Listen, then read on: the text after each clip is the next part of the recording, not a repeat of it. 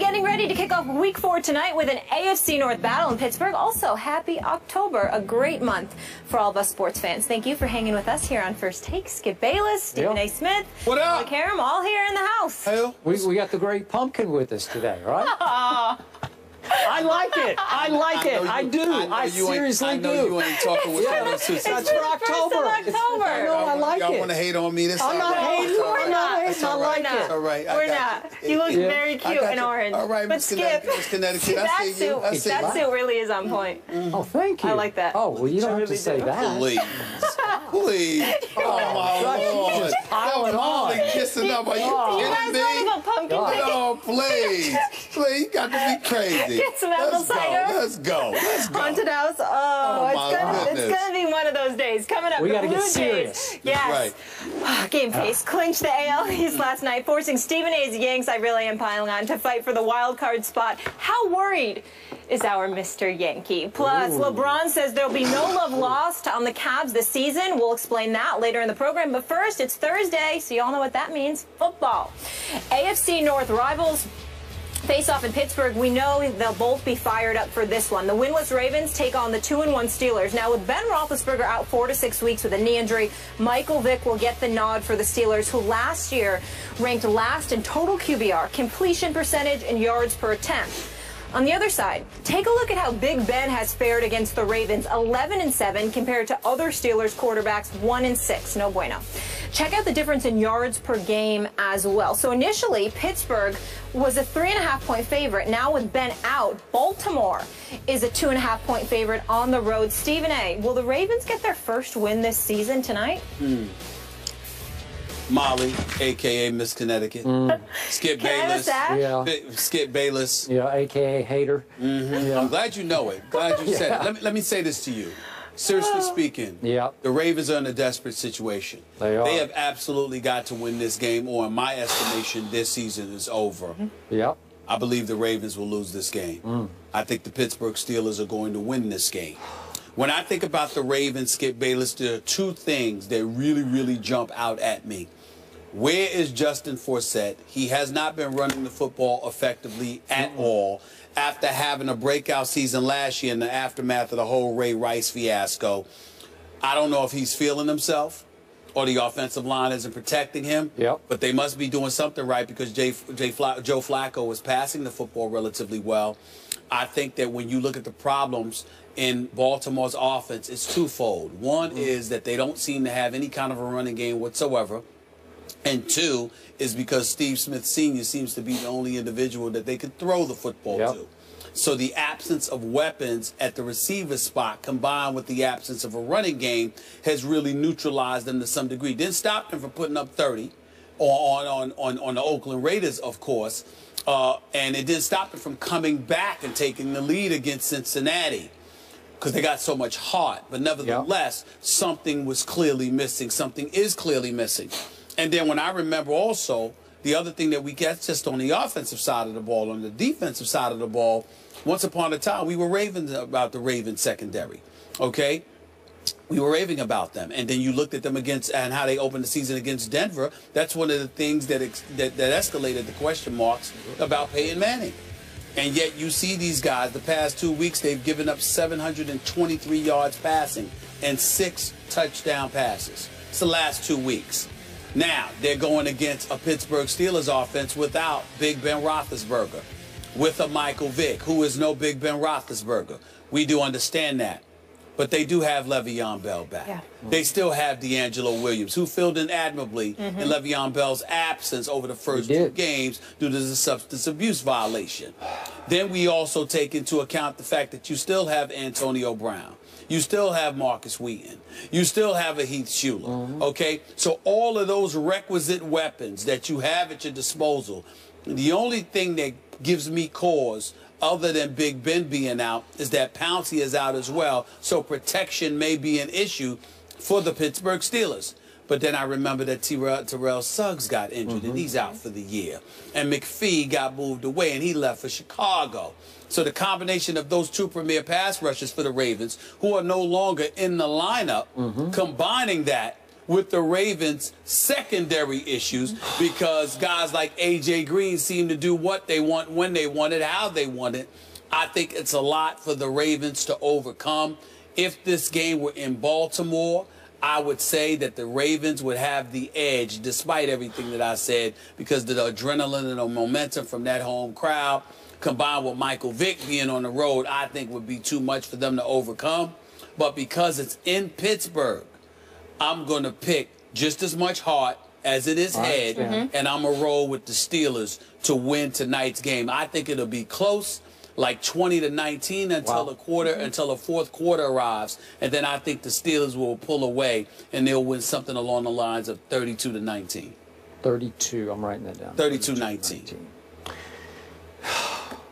I cannot disagree with one point that you made, except for your conclusion. I'm going to go with the Ravens tonight, but I think you'll be able to appreciate how my emotions are mixed by the two quarterbacks. Sure. Michael Vick is one of the great redemption stories in the history of professional sports. Without question. I don't want to walk back through all of it. You know, obviously, I'm a dog lover. I don't forget, but I definitely have forgiven Michael Vick. And I throw that out there just because what he has done to rehabilitate not only his image, but just his whole being, the way he carries himself, which I find 100% authentic and genuine, is it is up there with some of the greatest things I've seen off the field in all my time covering sports. So I have become, and I know the dog lovers are going to say, how can you say this? But I've become a Michael Vick fan. That would be because he's become a good man. He has become a good man. And I get that. My heart tells me his heart is in the right place. Even about dogs, it's in the right place. And I also believe in Mike Tomlin because I believe agree. Mike Tomlin wouldn't bring him on unless he was a good man. All right. He is now facing a quarterback I have often criticized on this show. I have called Joe Flacco many times Joe Fluco on this show because when you least expect it, talk about QBRs, he'll throw you one of those 0.3 QBRs. When you least expect it, he can be Fluco.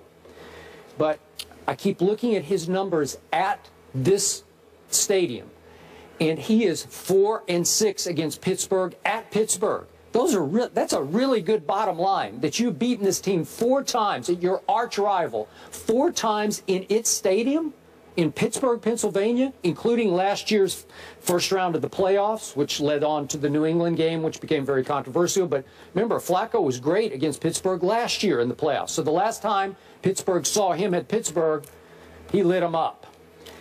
I think he's going to do it again tonight. I think he just has Pittsburgh's number at Pittsburgh. And here's my issue. Even though I root for Michael Vick, as you well know, last year, for quarterbacks who had 100 or more attempts, he had the worst QBR, scale of 0 to 100, in all of pro football. Last year, his completion percentage for the Jets was the worst in pro football. His completion percentage has declined over the last 3 seasons, down, down, down. And now I'm back to your point that you have driven home to me.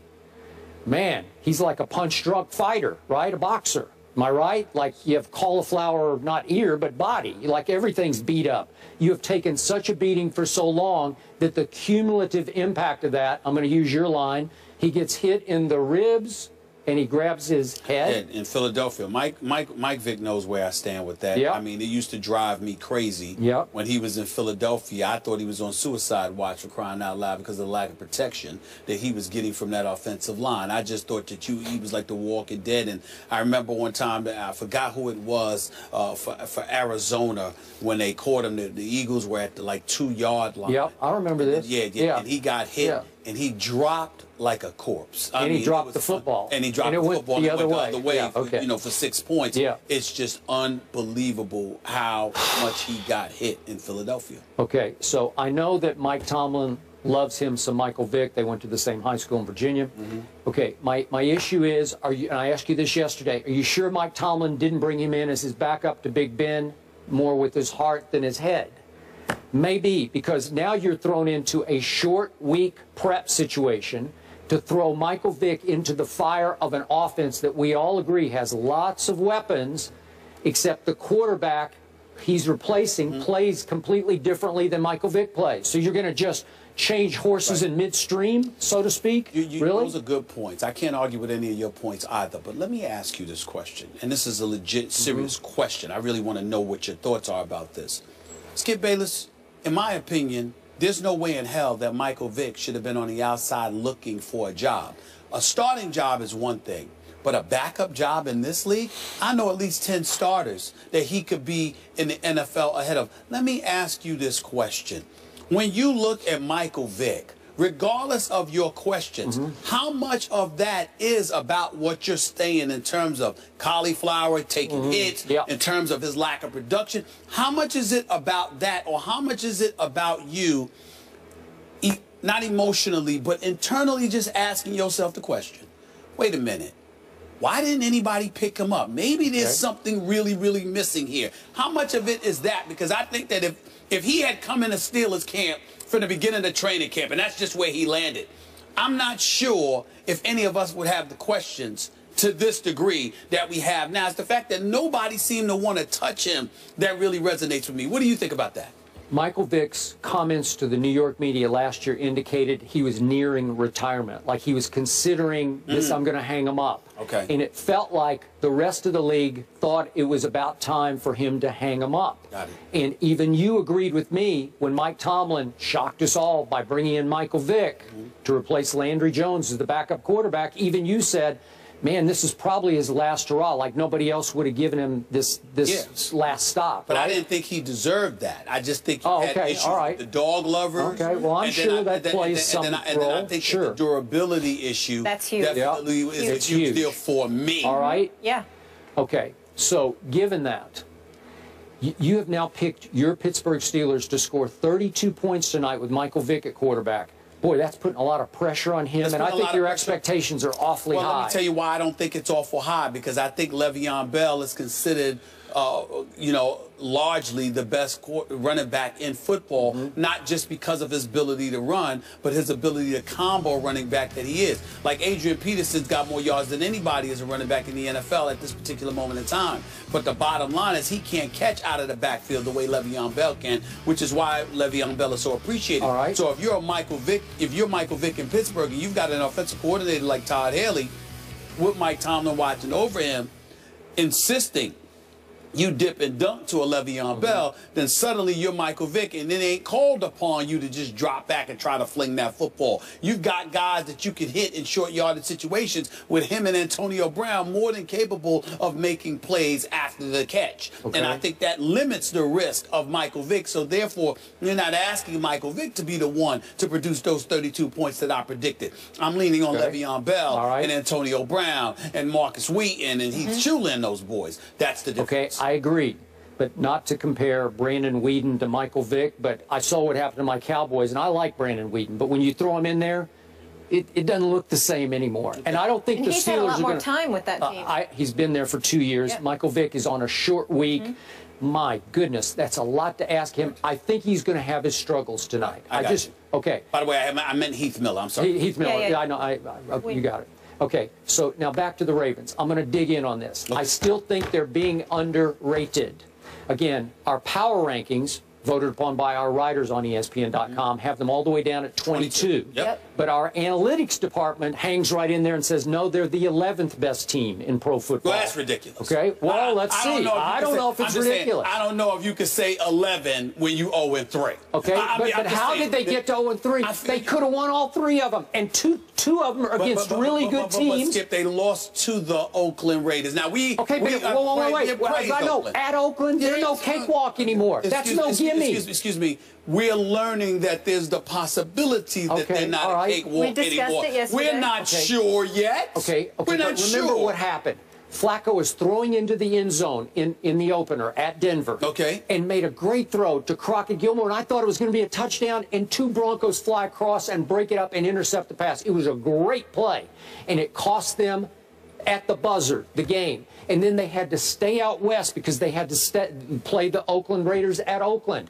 And they lost Terrell Suggs. Okay, I keep saying Terrell Suggs. Yep. Right. Okay, they lose him in the fourth quarter, late in the game against Peyton Manning. Yeah, and it was So the now, game at the time. Oh, okay, there's there's a little hangover going on, and then they're ahead of the Oakland Raiders, and they give up a late touchdown pass. The Bengals. No, You mean last week? no, I'm talking about the Raiders Okay, when they had to stay out west. Right. They're ahead of them, and it took a late touchdown pass by Derek Carr out of the blue to beat them 37-33. I want to hear anything about staying out west. What the hell were they in? The Motel 6? I'm sure they were chilling. They were in the Ritz-Carlton or whatever. They didn't get to go home. It was out there. Okay, how often does that happen during an NFL season? I understand. Rarely. I understand Rarely. it's foreign, but that's like giving the Jets or the Dolphins an excuse that London, they got to fly out to London. How often do you do that? Right. So whoever goes out there, somebody got to win. Come on now. I can't use that Justin as an excuse. Forsett is being underrated. He will have a good game tonight. He'll have a better game than he's had because he had no game. He was fantastic last year. I know he was I don't get why he's not okay, running. and you know what? Steve Smith, your namesake, or are you his namesake? I'm not which way. Well, I am older. That I am older.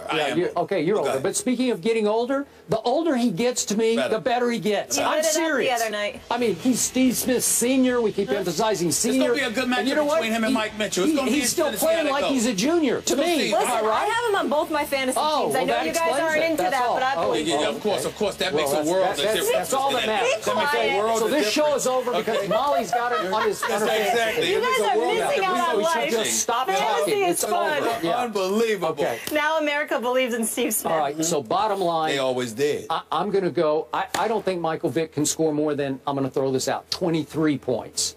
And I got Flacco scoring 25. Just an odd little score, but 25-23 Flacco over Vick. That's what I'm boiling it down. 32-19. All right, you got it. Let's roll. All right, moving on.